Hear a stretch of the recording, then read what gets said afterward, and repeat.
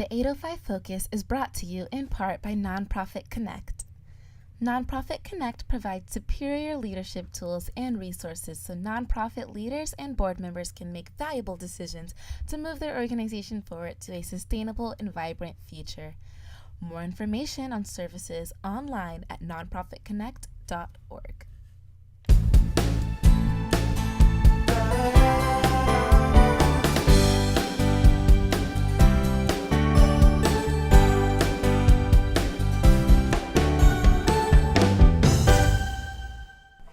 Welcome to 805 Focus. I'm Dr. Cynder Sinclair with Nonprofit Connect, and we will be bringing you the latest on your favorite nonprofits, so get ready to be inspired.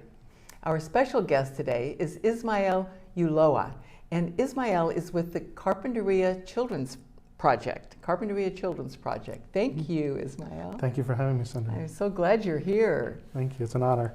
I know you folks are doing such good work there with children and families, and so I want to hear all about it, and I know our viewers do too. Fantastic, thank you. Yeah, Carpinteria Children's Project serves the city of Carpinteria, as our name says, and we offer preschool services or programs to our kids there from 18 months to 5 years old. And we also have a family resource center that provides different resources for families. Our main goal is to make sure that our kids are kindergarten ready when they enter kindergarten, and we understand that that takes, supporting the whole family, not just the child in the classroom. So we have a few different arms of the organization that do different work, but overall just really wanting to support our kids and our families. That is great. So a preschool program, how do people find out about it? Our preschool program, you can find out about that on our website. You can also come to our site, which is located at 5201 8th Street in Carpinteria. We have 5 classrooms right now. As I mentioned, we have a classroom for 18-month-olds, 2-year-olds, 3, 4, and 5-year-olds. Gosh. and so how many kids are typically in each one of those rooms? Oh, in each, it varies, but on average about 12 plus kids. Oh gosh. Yeah. That's a nice number. And then for one teacher?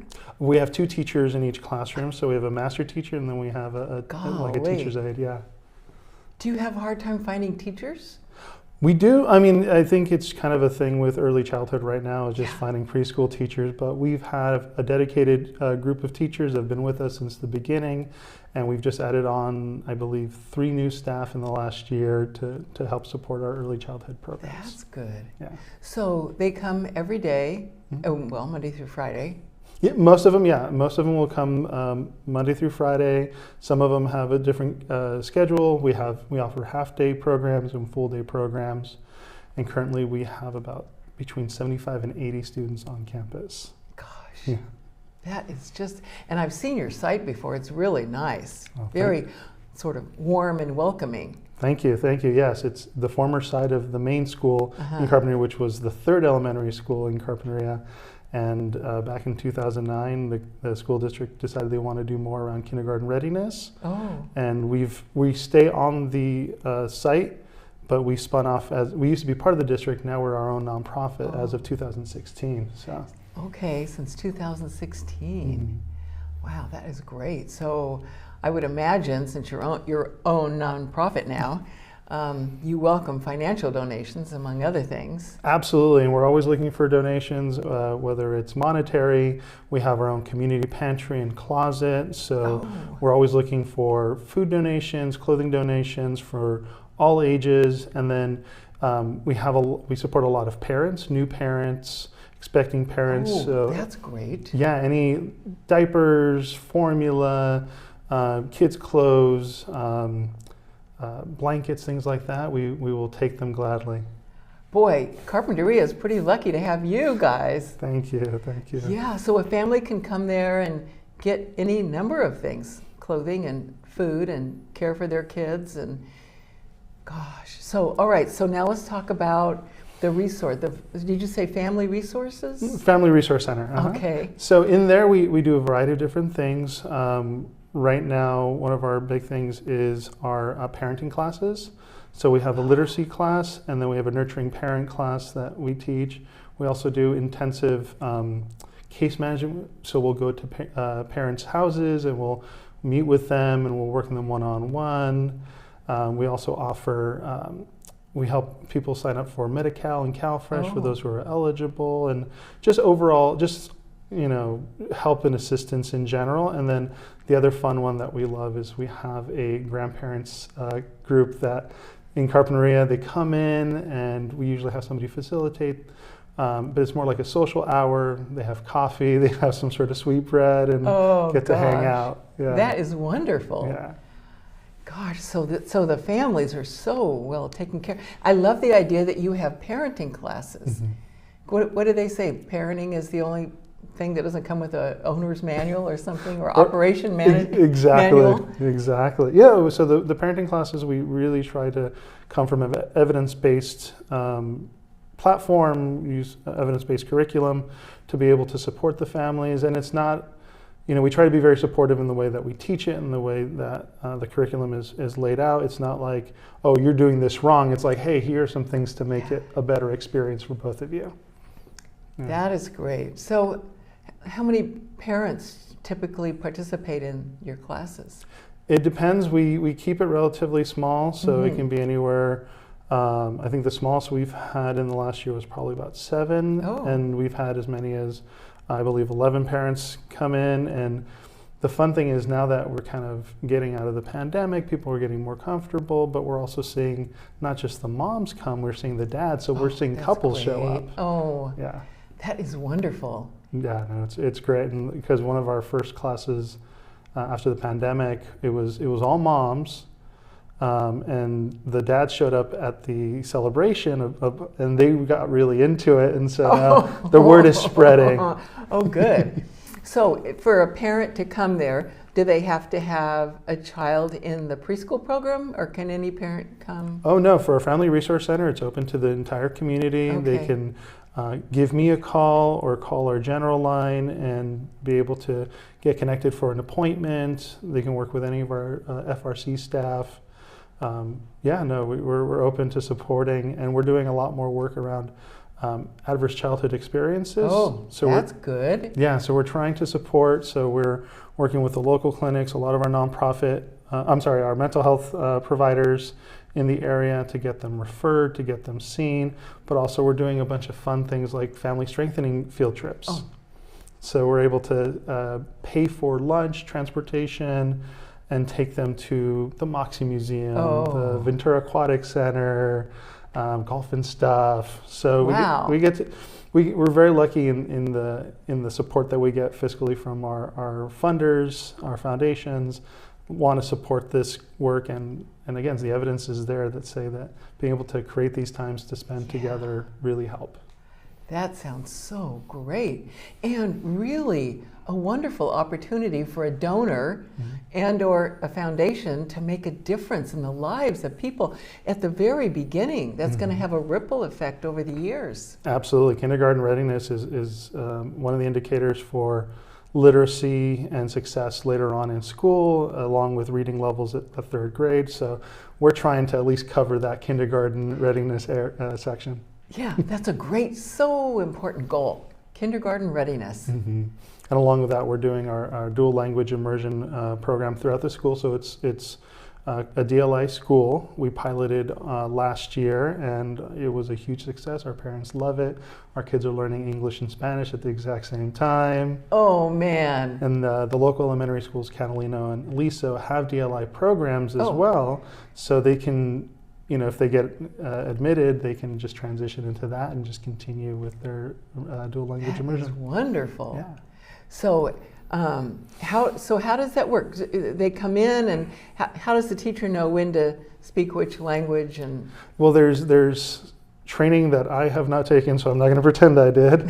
But there's training and curriculum, and they plan just like a teacher in a K-12 program. They have their courses laid out. They have their plans for the day, everything. So they follow the training and are able to adapt to it. So we have spectacular teachers. That's really great. So do you use volunteers? We do. We love our volunteers. Our volunteers are a huge part of what we do. During the pandemic, the Carpinteria Children's Project was the site of the food distribution for the food bank. We had about 500 families at every distribution, and our volunteers were a huge part of that. So we were able to help us package up the food, deliver it. We did it by car, so we'd have drive up food distributions. We've continued those into the present. So every month we have a food distribution at our site, and we average about 100 families every month. And then we have other events and fun things that we get to do. We actually had some volunteers yesterday, in fact, from Kate School. Oh. And so they came in and they helped set up the lending library for the kids for the different classrooms. They helped us out with a little bit of gardening. Oh, nice. Yeah, no, so we have fun. Right before the holidays, we had Crane School come as well, and they did some projects with the kids. They did some free play, so it was a lot of fun. Gosh, sounds like there's a lot of happening stuff around there. There is, yeah, and we also put on free community events every year. Oh. So we'll do one for children's literacy in the spring. We'll do a posada, community posada, during the holidays. So in December, typically, they're all free. We'll have food, we'll have entertainment, live music, and just things for the kids and the families to do. Sounds great. Yeah. So what about collaboration? I would imagine you collaborate with all kinds of organizations and schools. And absolutely. Our biggest partner is the Carpinteria Unified School District. Again, we were originally part of them, and our collaborations continued. We connect on everything from the transition from preschool to kindergarten. They help us advertise and get the word out on different projects that we have going on. It's fantastic. And then, of course, all the different nonprofits in the area, Girls Inc., the Boys and Girls Club, Mental Wellness Center, Hospice of Santa Barbara, Calm, Family Service Agency. we have quite a few partners that we connect with and we do different things with. Locally, there's also the Linda Fairley Carpinteria Arts Center. Yes, yes. And so we've been collaborating a lot more. We'll host some of our events over there. Oh, that's nice. They'll come to some of our events and do art projects with our participants. So, yeah, no, it's fantastic. And then the city, of course, which is fabulous. We work with their administration, and we also work with their public library. So, one of the parenting group classes that we had spawned a book club. Oh. And so the library asked if they could host it, and so now the parents that were in our parenting group are now in this book club. That is so great. Wow, what a rich, wonderful, caring place you've created there. Thank you. Yeah, Carpinteria is a small community. The impacts are I think are seen and felt a little bit more just because it's such a smaller town. But they're very strong, they're very community oriented, and so trying to bring whatever resources we can to that community to really support it is one of our number one goals. So what if somebody's watching this and they say, oh gosh, that sounds so great. I want to know what do they need the most? How can I help? What would you say to somebody like that? Oh my gosh, one, we'd be very grateful. We're very grateful to all our donations and our help. But yeah, I mean, they can always sit down with me and we can see what we're looking for. As I mentioned, we are looking for food donations, clothing donations, and just volunteers, just folks that would just want to help around. We've had volunteers build furniture for our kids. We have these little playhouses that were donated. That's cool. Even just helping out again, like helping with some of the gardening, or just even helping out with administrative tasks. We have some folks that come in and will help us out with some of our just more mundane projects, but they seem to have fun with it. So a person that is interested in what's going on, they could get on your website. They could find out how to be a volunteer or how to contact you or someone else to ask whatever questions they might have. They could find out how to donate food, clothing, and how to make a financial donation. Absolutely, yes. I bet you need that. Yes, we do. We're a small nonprofit, fairly new, and so every dollar we try to stretch as much as possible, but donations are always welcome and very appreciated because they do make such a large impact on our students and their families. I can see that. Gosh. So I bet you have a story or two that you could share with us. Oh my gosh, definitely.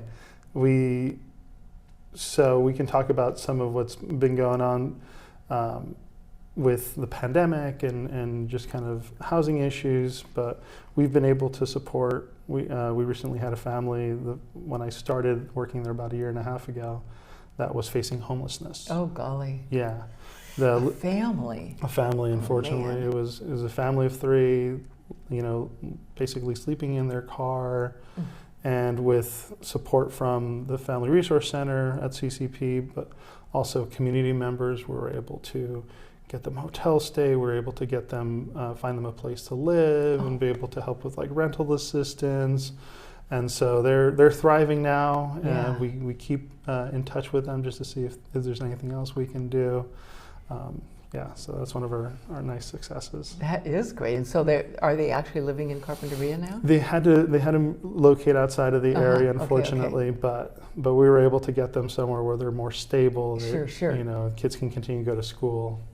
That is great. What a great service you did for them. Thank you. Yeah, and for the community. And it's all due to those collaborations. If we don't find out, from the school district, or somebody doesn't refer them over to us, the public clinic also refers over to us.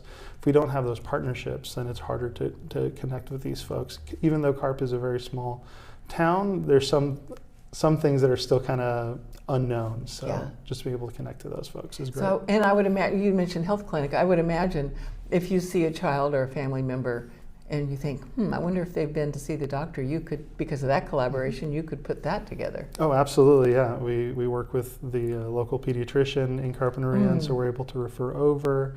We also do dental screenings for our kids, and so we have a recently retired dentist in the community who offers his time for free and does dental screenings for our kids, and we're able to refer them to local dentists to make sure that if there are any big issues, we can help them out, but we also support them by getting them toothbrushes and books good. on how to, why the importance of brushing your teeth and dental health. Well, good. Wow, you got it all going on over there. We try. It's again, being able to support kindergarten readiness means supporting the whole family, and every family comes with its own set of unique challenges and needs. So we try to address that. Isn't that the truth? Yeah. So we have a couple minutes left. Is there anything else you'd like our viewers to know about the Carpinteria Children's Project?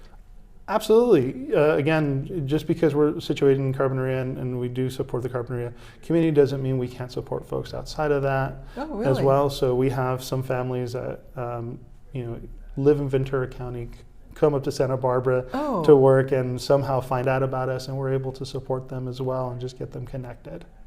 Wow, that's great. So a person could live outside of even Santa Barbara County and potentially, yeah, exactly. And again, like we have some of those families that's a reality for.